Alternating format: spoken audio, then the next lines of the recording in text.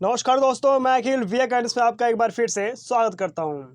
Class 12th की economics है, Indian economics book 2 भारतीय अर्थव्यवस्था का विकास, चैप्टर 3 का पार्ट 1 है ये। कृषि की विशेषताएं, समस्याएं एवं नीतियां। आखिरकार जो भारत की कृषि की समस्याएं कौन कौन सी थी, किस प्रकार की नीतियां थी जब हमारा भारत आज़ाद हुआ था, उसके बाद की है सारी हैं। तो आइए देखते हैं, फर्स्ट पार्ट में जितना हमारा कंप्लीट हो जाएगा उतना हम करेंगे। बाकी फर्स्ट सेकंड पार्ट का हमने वीडियो पहले ही अपलोड कर दिया, डिस्क्रिप्शन में आपको उसका लिंक मिल जाएगा। आइए शुरू करते हैं। पहले हम ये जान लेते हैं कि कौन कौन से टॉपिक्स हमें इस चैप्टर में पढ़ने हैं, कंटेंट क्या क्या है आखिरकार। पहला हमारा है भारतीय अर्थव्यवस्था में कृषि का कौन कौन सा महत्व है, किस प्रकार से उसके बारे में बताया गया है। और दूसरा पॉइंट हमारा टॉपिक हमारा है भारतीय कृषि की कौन कौन सी विशेषताएं हैं। और तीसरा है भारतीय कृषि की कौन कौन सी किस प्रकार की समस्याएं हैं। और चौथा, कृषि से संबंधित कौन कौन से सुधार हैं, उनके बारे में बताया गया है। और पांचवा, कृषि संबंधित सुधारों की उपलब्धियां, हरित क्रांति किसे कहते हैं, उसके बारे में बताया गया है। तो हम फर्स्ट पार्ट में जितना हो सकता है कंप्लीट उतना कंप्लीट कराएंगे। बाकी सेकंड पार्ट में ये चैप्टर जो है कंप्लीट हो जाएगा पूरी तरह से। तो पहले हम ये जान लेते हैं कि कृषि क्षेत्र का विकास कैसे हुआ था। पहले हम ये जान लेते हैं, जानना बहुत ज़्यादा आवश्यक है कि जो कृषि क्षेत्र था उसका विकास किस तरीके से हुआ था, कैसे हुआ था, उसके बारे में जान लीजिए। सन 1951 में देश की राष्ट्रीय आय में कृषि क्षेत्र का जो अंशदान था केवल 59% था, 59% ही था। भारत के लगभग 3/4 जनसंख्या के लिए कृषि एक तरह से अजीब साधन था। जो कृषि लोग हैं ना, वही लोग ही, सिर्फ जो किसान लोग हैं वही लोग ही कृषि कर सकते हैं। उसके अलावा और कोई जो है वो कृषि नहीं कर सकता है। बहुत महत्वपूर्ण साधन माना जाता है किसानों के प्रति। औपनिवेशिक शासनकाल में कृषि क्षेत्र में ना तो समृद्धि हुई है और ना ही इसकी क्षमता रह गई है। यानी कि जो अंग्रेजी शासन के काल में जो अंग्रेजों का शासनकाल चल रहा था, उस समय कृषि क्षेत्र में किसी प्रकार की कोई वृद्धि नहीं हुई थी, कोई विकास नहीं हुआ था, किसानों को कोई रोजगार नहीं दिया जा रहा था। उसके बारे में बताया गया है। और नियोजकों को कृषि क्षेत्र का सर्वोच्च प्रथम प्राथमिकता दिखाई दी। यानी कि जो है कि मतलब एक हिसाब से प्राथमिकता ही दी गई थी उस समय कृषि को, लेकिन कुछ काम नहीं किया गया था इसके प्रति, सरकार के प्रति कोई भी काम नहीं किया गया था। आगे देखते हैं, कृषि क्षेत्र की भूमिका कहाँ कहाँ थी। आखिरकार जो कृषि क्षेत्र था कहाँ कहाँ भूमिका निभाती थी, किस क्षेत्र में निभाती थी, उसके बारे में बताया गया है। पहला हमारा है राष्ट्रीय आय में हिस्सा। जो कृषि क्षेत्र है कहीं ना कहीं एक हिसाब से राष्ट्रीय आय में बहुत ज़्यादा समृद्धि हिस्सा निभाती है। और दूसरा है रोजगार में हिस्सा। रोजगार भी एक हिसाब से बहुत ज़्यादा महत्वपूर्ण है। उसमें भी बहुत ज़्यादा जो है कि रोजगार के हिस्से में भी इसकी भूमिका बहुत ज़्यादा होती है। औद्योगिक विकास के लिए आधार के रूप में उपयोग किया जाता है, उसका इस्तेमाल किया जाता है कृषि का। और विदेशी व्यापार के लिए महत्व को समझना, यानी कि जो विदेशी व्यापार होता है कहीं ना कहीं बहुत ज़्यादा इंपॉर्टेंट होता है कि विदेशी व्यापार में भी किस प्रकार से वस्तुओं का आदान प्रदान किया जा रहा है, किस प्रकार से खनिजों को भेजा जा रहा है एक देश से दूसरे देश में, उसके बारे में बताया गया है। और पांचवा हमारा है पॉइंट, घरेलू उपभोग में महत्वपूर्ण हिस्सा देता है। यानी कि जो घरेलू उपभोग के लिए दैनिक जीवन में हमें इन सब की आवश्यकता होती है, कृषि की कहीं ना कहीं भूमिका होती है, बहुत बड़ी महत्वपूर्ण होती है, उसके बारे में भी बताया गया है। अगला टॉपिक हमारा है भारतीय अर्थव्यवस्था में कृषि का महत्व किस प्रकार से। यानी कि जो कृषि का महत्व है ना भारतीय अर्थव्यवस्था में, किस प्रकार से है, कैसा है आखिरकार कृषि का महत्व भारतीय अर्थव्यवस्था में, उसके बारे में बताया गया है। पहला पॉइंट हमारा है, एक मिनट, हाँ। पहला पॉइंट हमारा है सकल घरेलू उत्पाद में योगदान बहुत ज़्यादा महत्वपूर्ण होता है कि जो घरेलू दैनिक जीवन में किन किन वस्तुओं का इस्तेमाल किया जाता है उनके बारे में है। रोजगार के स्रोत के रूप में बहुत ज़्यादा महत्वपूर्ण होता है ये। और तीसरा हमारा है अंतर्राष्ट्रीय व्यापार का योगदान कहीं ना कहीं एक तरह से बहुत ज़्यादा महत्वपूर्ण होता है इसके लिए। और चौथा है यातायात उद्योग का समर्थन किया जाता है तथा ये भी इसके अंदर शामिल ही होते हैं। और पांचवा हमारा है घरेलू व्यापार में योगदान किस प्रकार से दिया जाता है, उसके बारे में भी बताया जाता है कि घरेलू व्यापार में किस प्रकार से आखिरकार जो योगदान है उसके बारे में दिया जाता है, उसके बारे में बताया जाता है कि जो व्यापार है, व्यापार का योगदान भी बहुत ज़्यादा महत्वपूर्ण होता है।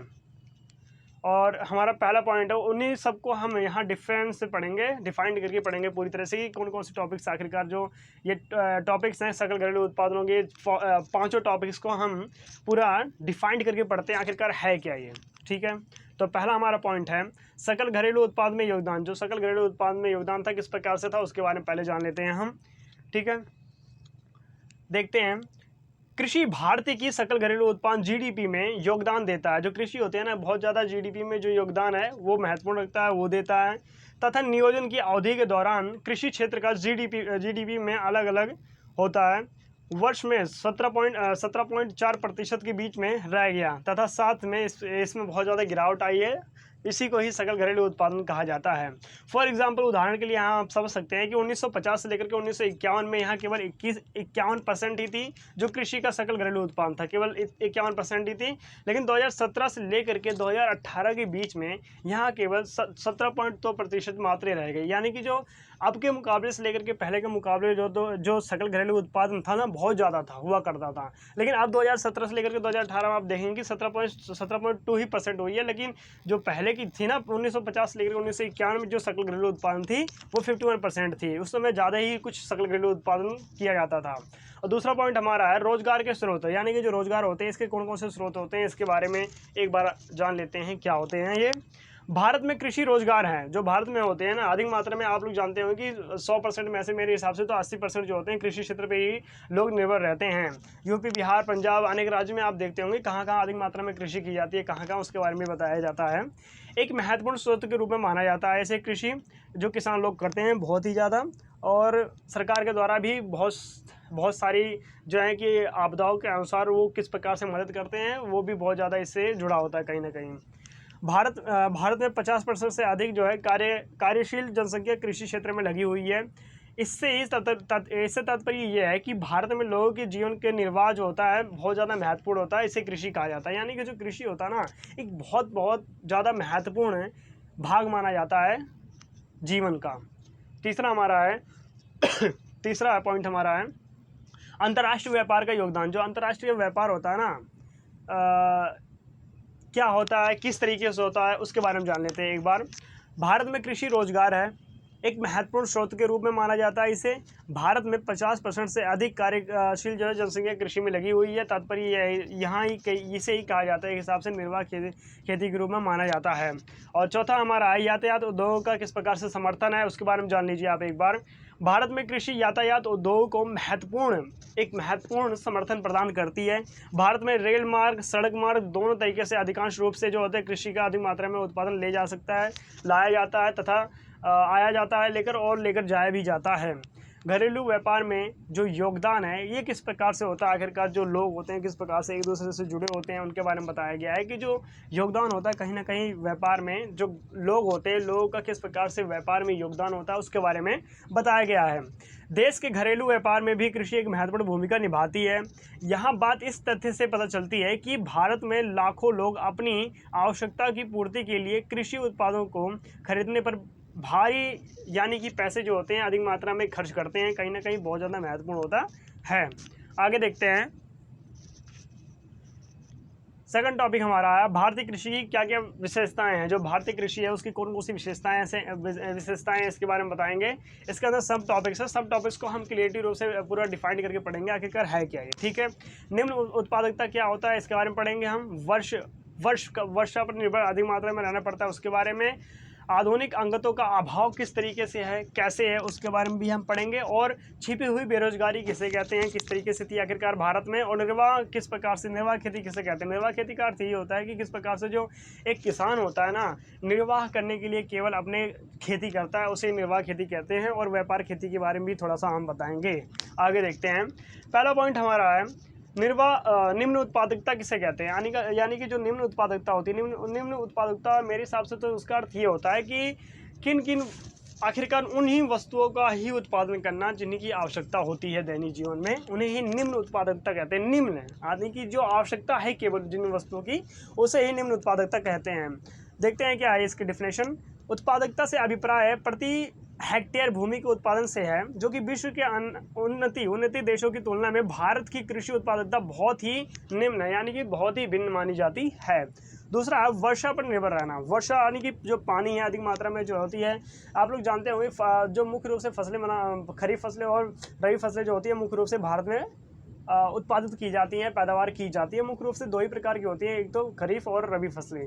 इनमें भी दो मेन मानी जाती हैं उसकी गेहूं और चावल की खेती। आप लोग जानते होंगे कि अधिक मात्रा में यहाँ पर जल की आवश्यकता होती है चावल की खेती में, लेकिन गेहूं की खेती में उतनी ज़्यादा आवश्यकता नहीं होती है जल की। इसके बारे में बताया गया है कि किस प्रकार से, यानी कि जो फसलें होती हैं उनको कितना पानी कितना चाहिए होता है, तथा कौन सी फसल ज़्यादा पानी की आवश्यकता होती है कौन सी फसल को, उसके बारे में बताया गया है। वर्षा पर निर्भर एक बार जान लेते हैं इसकी डिफिनेशन क्या है। भारतीय कृषि जो होती है वर्षा पर बहुत अधिक निर्भर रहती है। इसके फलस्वरूप फसल उत्पादन बहुत ही अनिश्चितता होती है। अच्छी वर्षा का अर्थ होता था अच्छी फसल, तथा कम वर्षा का अर्थ होता था कम फसल। यानी कि आप फॉर एग्जांपल से भी समझ गए होंगे किस प्रकार से जो है कि मतलब फसल का उत्पादन किया जाता है, किस प्रकार से नहीं किया जाता है, उसके बारे में बताया गया है। वर्षा पर निर्भर किस प्रकार से है, आखिरकार ये डायग्राम से आप समझ सकते हैं कि जो वर्षा पर निर्भर थे आखिरकार जो लोग थे उनके बारे में बताया गया है। किस प्रकार से भूमि जो है पूरी तरह से सूखी पड़ी है, लोग बरसात का इंतजार कर रहे हैं कि कब बारिश आए, कब हमारी फसलें जो है कि उनका पैदावार अच्छे तरीके से हो। ये पहले की समस्या ज़्यादा होती थी, लेकिन अब अनेक प्रकार की मशीनें आ गई हैं तो उतनी समस्या अब नहीं होती है। हालांकि तीसरा पॉइंट हमारा है आधुनिक अंगतों का अभाव। जो आधुनिक अंगत हैं इनका अभाव किस तरीके से किया जाता है, आखिरकार ये क्या है, एक बार जान लेते हैं इनकी डिफिनेशन क्या है। आधुनिक अंग तो जैसे रासायनिक जो उर्वरक होते हैं, कीटनाशक दवाइयों का उपयोग बहुत ही कम किया गया है। इसका मुख्य कारण यह है कि भारत में अधिकतर किसानों का निर्धन होना। जो हाँ, हालांकि ये भी है कि अधिक मात्रा में जो आधुनिक रासायनिक उर्वरक होते हैं मतलब एक हिसाब से खनिज पदार्थ होते हैं, उनका सही तरीके से उपयोग नहीं किया जाता है। जो फसलें होती हैं अधिक मात्रा में ख़राब हो जाती हैं, जो ज़मीन की उर्वरक होती है, उर्वरकपन होता है, वो भी ख़त्म हो जाता है। उसके बारे में बताया गया है। भारत में अधिकतर किसानों के बीच में यहाँ निर्धन होते जा रहे हैं, जो लोग इसमें शामिल भी हैं। इससे उत्पादकता भी कम होती है और इससे इस प्रकार से पिछड़ापन भी आता है।